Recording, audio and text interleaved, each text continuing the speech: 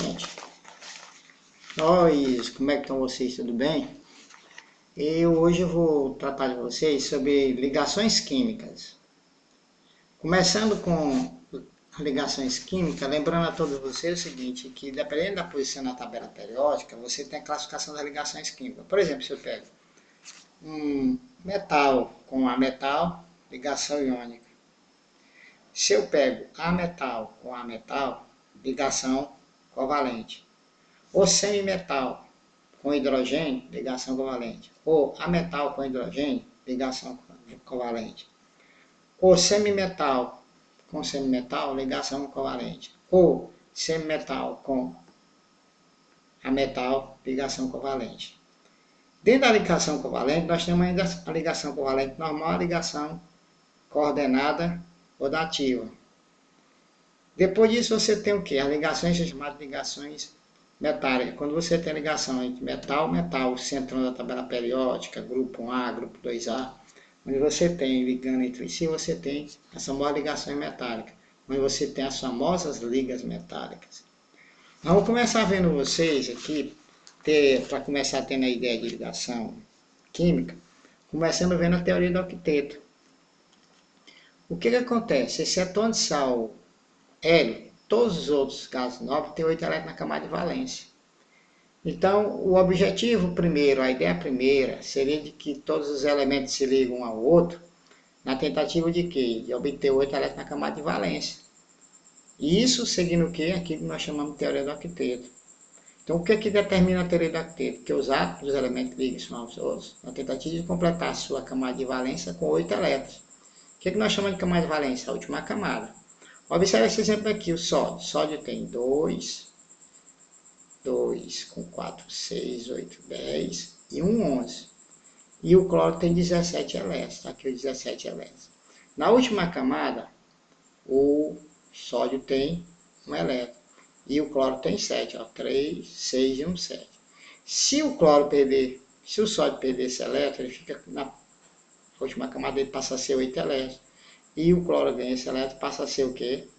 Última camada, com 8 elétrons. Só que quando ele perde esse elétron, o sódio ele se transforma no íon cátion. E o cloro se transforma no íon cloreto, ou seja, um ânion. Que é um ânion, que é um cátion. Mas aí eles estão satisfeitos porque cada um tem 8 elétrons na sua camada de valência. Então eles podem formar a ligação. Vamos ver o exemplo aqui da ligação iônica. O exemplo anterior, você tem o sódio, perde esse elétron, se liga, entrega esse elétron para o cloro, está aqui ele, formando um ânion. Aí você vai ter duas cargas de sinais contrários. Então aqui na ligação iônica, você na realidade vai ter o quê? Uma força eletrostática fazendo com que esses íons se atraiam. Sejam atraídos um pelo outro. E acontece que você vai ter a formação do NaCl, que é na realidade um composto iônico e ele é sólido. Então fica bem claro que a ligação aqui vai ser a ligação iônica. Você tem um metal e um ametal. Pode ser família 1A, família 2A, pode ser de central da tabela periódica, certo? Mas sempre com um ametal do outro lado. A ligação covalente normal ou simples. Observe aqui a ligação entre dois cloros. Cloro tem 7 elétrons na camada de valência, outro cloro tem 7 elétrons na camada de valência. Quando eles entram na chamada região de formação de ligação química, a distância de ligação química, onde todas as forças de atração e repulsão se equilibram, você vai ver que vai ter aqui um compartilhamento de um par de elétrons. Um elétron de um cloro, outro elétron de cloro, eles vão compartilhar. E se você olhar para o cloro da esquerda, ele está com 8 elétrons na camada de valência. Se você olhar para o cloro da direita, ele está com 8 elétrons na camada de valência. Isso aqui caracteriza o que? Uma ligação covalente normal. E o que é uma covalente ou coordenada dativa? A ligação coordenada dativa, um átomo que está estável compartilha um par de elétrons com outro átomo que ainda não está estável, que está na realidade instável. O que acontece nessa ligação? Observe bem que esse elemento aqui é o central.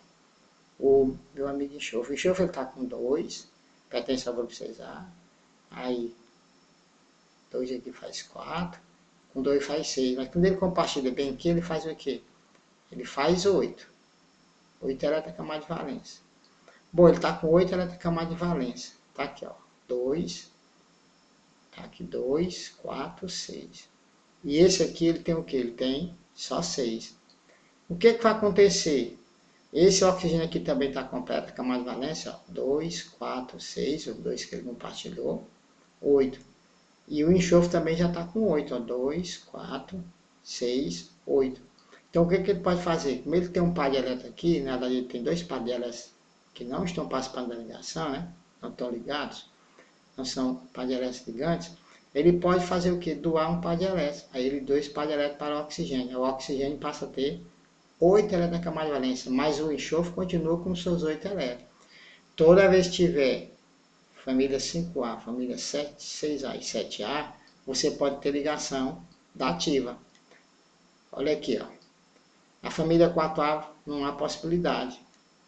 Compartilhou 4 elétrons, fez 8 elétrons na camada de valência. Na família 5A, você tem, aqui ó, família, cadê a família 5A? Você tem 5 elétrons. Se ele compartilhar 3, ó, 1, 2, 3, ele fica com 8, mas ele fica com um par de elétrons bem aqui que pode fazer a ligação dativa. Então aqui tem a possibilidade de uma ligação dativa. Na família 6A, se ele compartilhar 2 aqui, ó, ele fica com 8 na camada de valência. Ele tem possibilidade de 2 ligações dativas. E na família 7A, se ele compartilhar um elétron aqui, ele vai ter possibilidade de até 3 ligações dativas. Então, o grupo 5A teria possibilidade de uma ligação dativa, tem possibilidade de uma ligação dativa. O grupo 6A tem possibilidade de 2 ligações dativas. E os elementos do grupo 7A têm possibilidade de até 3 ligações dativas. Então, agora para a ligação metálica. Quando a gente fala ligação metálica, a gente tem que aplicar uma teoria que é chamada teoria do mar de elétrico. Como é que funcionaria essa teoria do mar de elétrico? Todos os metais eles vão ter elétrons na sua camada de valência que tem possibilidade de se mobilizarem, se movimentarem. Quando eles se movimentam, eles vão formar cátions, que são essas bolas maiores, e vai ter os elétrons aqui movimentando entre eles. A gente disse que isso aqui tem um movimento semelhante a um mar, água do mar. Então a gente chama mar de elétrons. Com isso, com essa formação de carga de sinais contrários, no caso aqui, carga positiva e os elétrons, você tem a possibilidade de formar a estrutura metálica da ligação entre os metais, tá certo? Através da força eletrostática. Isso é que caracteriza exatamente a ligação, que é chamada de ligação metálica. Então, o que é que nós podemos dizer ainda?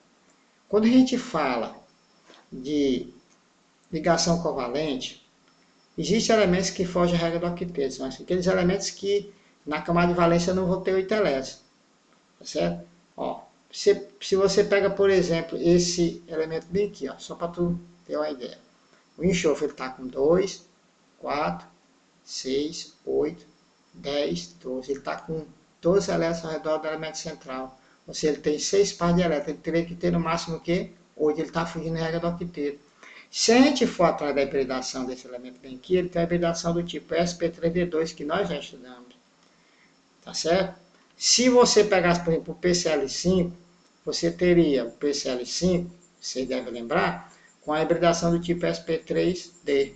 Ele teria 5 orbitais de tipo sp3d. Esse aqui tem 6 orbitais do tipo sp3d2. Então ele tem 12 elétrons ao redor do elemento central. No PCl5 você teria 10 elétrons ao redor do elemento central. Aí aqui tem outros exemplos que ele cita, ClO2, NO, NO2, tá certo? E vamos ver o que ele diz aqui. Existem 3 classes de exceções à regra do octeto. Moléculas com número ímpar de elétrons, moléculas nas quais um átomo tem menos de um octeto, ou seja, moléculas deficientes em elétrons.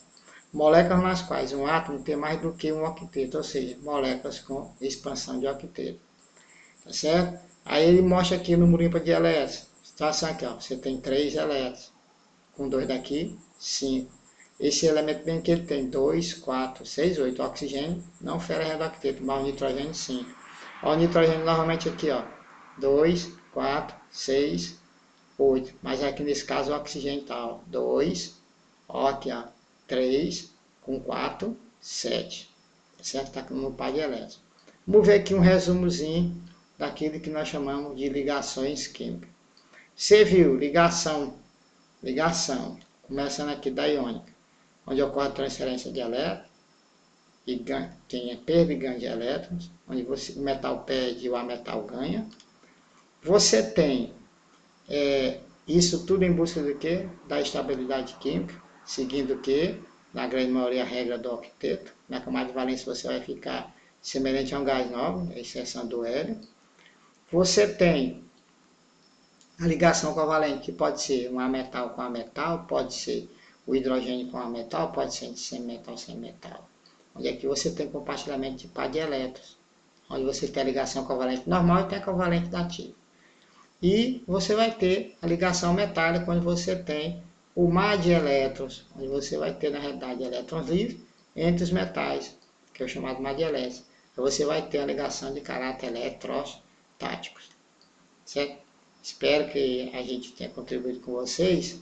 E vamos só finalizar mostrando para vocês os tipos de ligações que existem. Vocês tiveram ligações intramoleculares, que são essas que nós estamos vendo, ligação covalente metálica.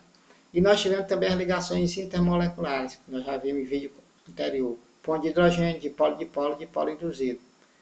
Essas ligações chamadas interatômica, ligação intramolecular, a ligação iônica com compostos iônicos, a ligação covalente com compostos moleculares e as famosas ligas metálicas. Espero, gente, que tenha contribuído com vocês, tá certo? E desejando a todos vocês um bom estudo e que Deus seja louvado em nossas vidas. Um abraço a todos.